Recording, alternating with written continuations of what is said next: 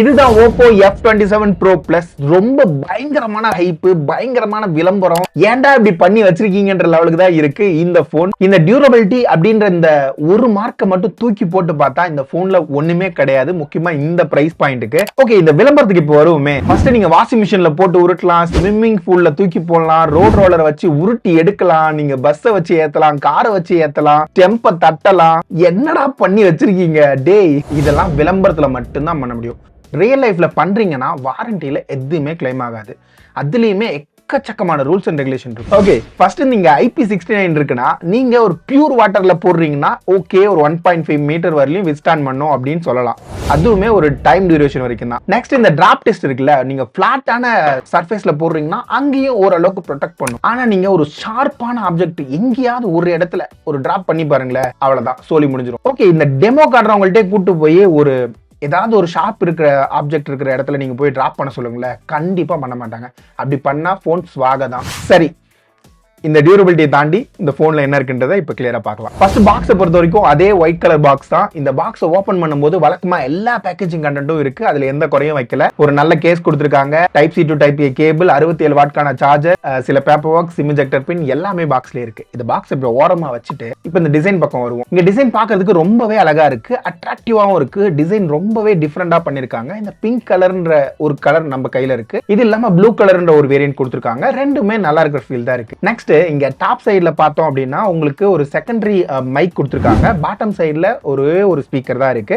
பக்கத்துல type C board, அப்புறம் ஒரு பிரைமரி மைக், சிம் கார்டுக்கான ஸ்லாட் இருக்கு. ஆனா இங்க 2 சிம் மட்டும் தான் போட முடியும், ஒரு மெமரி கார்டு கூட போடுற ஆப்ஷன் கிடையாது. அப்படியே லெஃப்ட் சைடுல வந்தோம்னா ஒண்ணுமே கிடையாது. ரைட் சைடுல வால்யூம் பட்டனும் பவர் பட்டனும் கொடுத்திருக்காங்க. நெக்ஸ்ட் இது ஒரு டிஸ்பிளே சைடுக்கு வந்தோம்னா இங்க 6.7 இன்ச்சுக்கான ஃபுல் HD AMOLED டிஸ்பிளே கொடுத்திருக்காங்க. இது 120 Hz ரிஃப்ரெஷ் ரேட்டோட வருது. இது ரொம்பவே ஸ்மூத்தா இருக்கு. இந்த டிஸ்பிளேல எந்த பஞ்சாயத்தும் கிடையாது.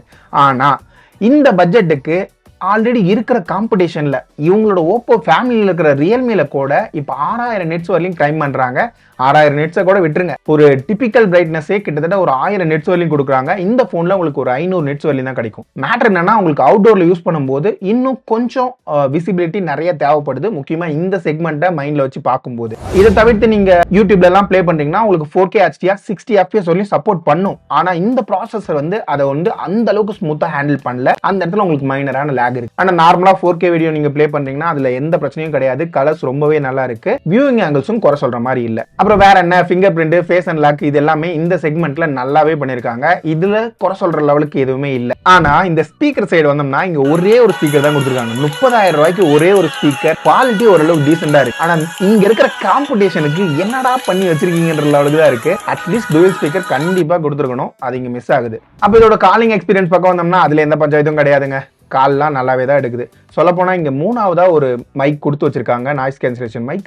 நல்லாவே ஒர்க் ஆகுது. கால் டிராப்பும் கிடையாது, சிக்னல்லையும் எந்த இஷ்யூவும் கிடையாது. நான் 5G டெஸ்ட் பண்ணும்போது எனக்கு ஒரு அரௌண்ட் 600 Mbps சொல்லியமான ஸ்பீட் கிடைச்சிச்சு, அதுலயும் எந்த பஞ்சாயத்தும் கிடையாது. ஆனா இங்க 30,000 ரூபாய் பட்ஜெட்டுக்கு வெறும் 7 5G பேண்ட் தான் கொடுத்திருக்காங்க. அது ஒரு குறையா நான் பாக்குறேன். இந்த இடத்துல அட்லீஸ்ட் ஒரு 12ல இருந்து ஒரு 15 5G பேண்ட் கொடுத்திருக்கலாம், மிஸ் ஆகுது. அடுத்ததா இதோட ஸ்டோரேஜ் ஸ்பீட்னு பார்த்தோம்னா LPDDR4X ரேமும் UFSல 3.1 ஸ்பீடும் கொடுத்திருக்காங்க. இதனால ரீட் அண்ட் ரைட் ஸ்பீட் ஓரளவுக்கு டீசெண்டா இருக்கும். ஆனா இந்த செக்மெண்ட்டுக்கு UFS 4.0 கொடுத்திருந்தா இன்னும் சிறப்பா இருந்திருக்கும். இதோட ரீட் ரைட் ஸ்பீடை பொறுத்த வரைக்கும் ஒரு 1600ல இருந்து 1800 நெட்ஸ் வரையும் கிடைக்குது. இது ஒரு டீசென்டான ஸ்கோர் மாதிரி தான் தெரியுது. ஆனா இதோட பெர்ஃபார்மன்ஸ்க்கு வரும்போது தான் மேஜரான ப்ளோ பண்ணி வச்சிருக்காங்க. என்னடா டைமென்சிட்டியோட 7050 30,000 ரூபாய் செக்மெண்ட்ல இதெல்லாம் ஓப்போவால தான் முடியும்னு நினைக்கிறேன். இல்ல ஆஃப்லைன்ல விவோவால கூட இதெல்லாம் முடியும். சரி, இதோட பெஞ்ச்மார்க் பத்தி பேசுவோம். இப்ப இங்க ஆண்ட்ராய்டு பொறுத்த வரைக்கும் அரௌண்ட் 5.4 lakhs வரையிலான ஸ்கோர் தான் கிடைக்குது.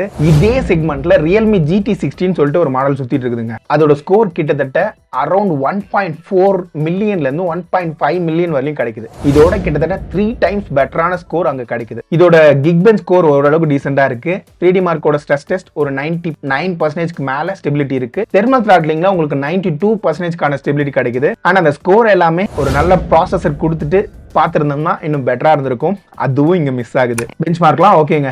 ரியல் லைஃப்ல நீங்க நார்மலா நீங்க ஒரு டாஸ்க் யூஸ் பண்றீங்க, மல்டிமீடியா யூஸ் பண்றீங்க, அதெல்லாம் எந்த பிரச்சனையும் கிடையாது. அங்க ஸ்மூத்தாவே இருக்கு, பெரிய லேக்லாம் நோட்டீஸ் பண்ற மாதிரி இல்ல. ஆனா இங்க கேமிங்னு வரும்போது தான் நெக்ஸ்ட் பஞ்சாயத்து ஸ்டார்ட் ஆகுது. இங்க 30,000 ரூபாய் செக்மெண்ட்டுக்கு இவங்க கேமிங்க ஒரு அளவு கூட டார்கெட் பண்ணல. நீங்க PUBG விளையாடுறீங்கன்னா அங்கேயும் உங்களுக்கு ஸ்மூத்தான எக்ஸ்பீரியன்ஸ்லாம் கிடைக்காதுங்க. கண்டிப்பா ஃப்ரேம் டிராப் இருக்கும்.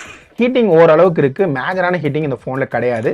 அதே சிஓடி சைடு வந்தோம்னா உங்களுக்கு ஒரு 60 FPS உங்களால ப்ளே பண்ண முடியும். அதோட எக்ஸ்பீரியன்ஸ் டீசெண்டா இருக்கு. அங்க லேக்ல அந்த அளவுக்கு கிடையாது. ஸோ இங்க கேமிங் அப்படின்ற ஒரு ஆப்ஷனுக்காக ஆஃப்லைன்ல யாராவது போன் பாக்குறீங்கன்னா இந்த போன் உங்களுக்கானது கிடையாது. அப்புறம் எல்லாருக்கும் இன்ட்ரெஸ்டிங்கான ஏரியா தான் இதோட பேட்டரிஸ். இங்க 5000 mAh பேட்டரி கொடுத்திருக்காங்க. இதை சார்ஜ் பண்ணும்போது எனக்கு ஒரு 25 நிமிஷம் எடுத்துக்கிச்சு ஒரு 50% சார்ஜ் ஆகிறதுக்கு, 0ல இருந்து. இதே எனக்கு 100% சார்ஜ் ஆகிறதுக்கு 59 நிமிஷத்துக்கு மேல எடுத்துக்கிச்சு. ஆனா இவங்க கிளைம் பண்றது ஒரு 40ல இருந்து 44 நிமிஷத்துல ஃபுல் சார்ஜ் ஆகும் கிளைம் பண்ணிருக்காங்க. ஆனா அந்த மாதிரிலாம் அது கிடைக்கல. ஆனா இதே செக்மெண்ட்ல Realme GT60 அந்த மாதிரி ஒரு போன் இருக்குங்க. அங்க உங்களுக்கு வெறும் 38ல இருந்து 39 நிமிஷத்துக்குள்ள ஃபுல் சார்ஜ் ஆயிரும். இங்க அதெல்லாம் நடக்காது. அப்புறம் இதோட பேட்டரியோட ஸ்கிரீன் ஆன் டைம்னு பார்த்தோம்னா உங்களுக்கு 7 ஹவர்ஸ்க்கான பேட்டரி லைஃப் கிடைக்குது. ஓரளவுக்கு மீடியமா புஷ் பண்ணும்போது எந்தெந்த அப்ளிகேஷன் எவ்வளவு பேட்டரி புஷ் பண்ணுதுன்னு நம்ம ரெகுலரான பேட்டரி சார்ட் இங்க இருக்கு, பார்த்து தெரிஞ்சுக்கோங்க. அப்புறம் இதோட கேமராஸ், இங்க கேமராஸ் பத்தி பேசும்போது சிரிக்கிறதா இல்ல முறைக்கிறதான்னு கூட எனக்கு தெரியல. 64 MBக்கான சென்சார் கொடுத்திருக்காங்க. இது ஆம்னிவிஷன் சென்சார். இங்க உங்களுக்கு ஆப்டிக்கல் இமேஜ் ஸ்டெபிலைசேஷன் கிடையாது. அதனால ஷேக் அப்படின்ற விஷயம் இருந்துகிட்டு தான் இருக்கும். நீங்க ஒரு 10 போட்டோ எடுக்கிறீங்கன்னா கண்டிப்பா ஒரு 3ல இருந்து 4 போட்டோ டெலீட் பண்ற மாதிரி தான் இருக்கும், மறுபடியும் ரீடேக் பண்ற மாதிரி தான் இருக்கும். இந்த இடத்துல போட்டோ குவாலிட்டியை பொறுத்த வரைக்கும் ஓரளவுக்கு டீசென்டான பிக்சர்ஸ் கிடைக்குதுங்க. டே லைட் ஒரு நார்மலா ஒரு நிழல்ல இருந்து எடுக்கிறீங்க அப்படின்னா. ஆனா பேக்லைட்ல இருந்து எடுக்கும்போது உங்களுக்கு அந்த அளவுக்கு கிளியரான பிக்சர்ஸ் கிடைக்கல. இந்த போன்ல எடுத்த கலர்ஸ் ஓரளவுக்கு டீசெண்டா இருக்கு. ஆனா டீடைல்ஸ்லாம் சொல்லிக்கிற லெவலுக்கு இல்ல. லோ லைட்ல போறீங்கனாலும் உங்களுக்கு டீடைல்ஸ்லாம் கிடைக்காது. ஆனா போட்டோஸ் பார்க்கற ஓகே அப்படின்ற லெவலுக்கு இருக்கு. அப்புறம் இங்க 2x போர்ட்ரைட்னு ஒரு ஆப்ஷன் கொடுத்திருக்காங்க. டிஜிட்டல் ஜூம் தான். ஆனா அங்க ஒரு ஓவியமே வரைஞ்சு வச்ச மாதிரி தான் இருக்கு. என்னடா பெயிண்டிங் பண்ணி வச்சிருக்கீங்கன்ற லெவலுக்கு தான் இருந்துச்சு.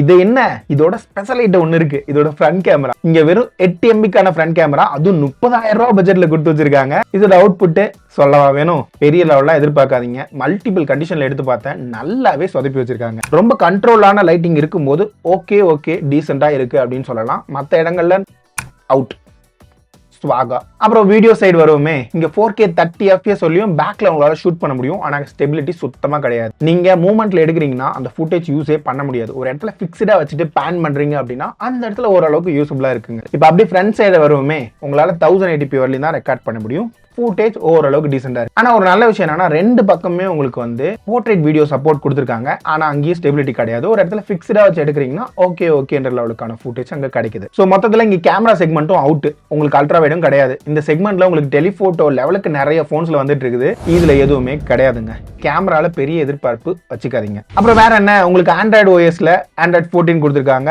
இங்க நார்மலா வர மாதிரி தான் ஓப்போவோட கலர் ஓஎஸ் வருது. அதுல எந்த பஞ்சாயத்தும் கிடையாது. இல்ல எக்கச்சக்கமான ஃபீச்சர்ஸும் இருக்கு. அதுலயும் எந்த விதமான பஞ்சாயத்தும் கிடையாது. ஆனா எத்தனை வருஷம் ஓஎஸ் அப்டேட்ன்றத பத்தி தெளிவான ஐடியா இவங்க எதுவுமே மென்ஷன் பண்ணல அவங்க வெப்சைட்ல.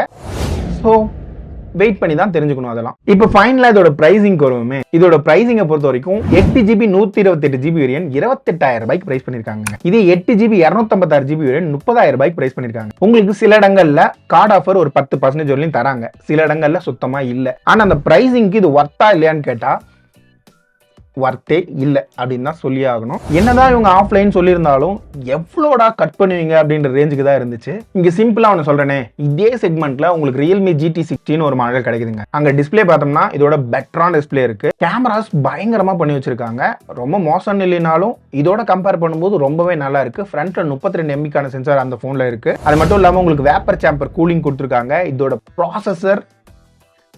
ப்ராசஸர் அதை கம்பேர் பண்ணா ஒண்ணுமே கிடையாதுங்க. அது மட்டும் இல்லாமல் உங்களுக்கு 100 வாட்க்கு மேலே ஃபாஸ்ட் சார்ஜிங் இருக்கிறதுனால ஈஸியாக சார்ஜ் பண்ணிடும். முக்கியமாக 5500 mAh பேட்டரி கொடுத்துருக்காங்க. அது இல்லாமல் டோயல் ஸ்பீக்கரும் அங்கே வந்துருது. 3 வருஷத்துக்கான ஓஎஸ் அப்டேட் ப்ராமிஸ் பண்ணியிருக்காங்க. இது மாதிரி எக்கச்சக்கமான விஷயம் இருக்கு. வேணும்னா நீங்கள் அந்த மாடல் செக் அவுட் பண்ணி பார்க்கலாம். இல்லை இதே ஓப்போ ஃபேமிலிலேயே உங்களுக்கு Realme P1 Proன்ற ஒரு மாடல் இன்னைக்கு டேட்டுக்கு 18,000 ரூபாய்க்கு ஆஃபர்லாம் போக அவைலபிளாக இருக்கு. எவ்வளோ, 18,000 ரூபாய்க்கு. இதோட பெட்டரான கேமரா எல்லாமே இதோட பெட்டராக இருக்குங்க. ஆனால் ஒரே விஷயம், இங்க மென்ஷன் பண்ணிருக்க மாதிரி விக்டர்ஸ் 2 IP69லாம் அங்க இருக்காது. உங்களுக்கு IP65 ரேட்டிங்கும் கார்னிங் ஒரு கிளாஸ்ல என்ன ப்ரொடெக்ஷன் அவங்க மென்ஷன் பண்ணல. அந்த இடத்துல அந்த பர்டிகுலர் கிளாஸை மட்டும் தவிர்த்துட்டு பார்த்தோம்னா இதோட ரொம்பவே ஃபார் பெட்டரான பிரைசிங் 10,000 ரூபாய் கம்மியா உங்களுக்கு கிடைக்குது. இதுக்கு மேல உங்க டிசிஷன் தான். நீங்க சூஸ் பண்ணலாம், சூஸ் பண்ணாம இருக்கலாம். இந்த வீடியோ யாருக்கா ஷேர் பண்ணலாம், ஷேர் பண்ணாம இருக்கலாம். இன்னும் இன்ட்ரெஸ்டிங்கான நிறைய வீடியோஸ்ல பாக்குறேன். அது வரைக்கும் பாய்.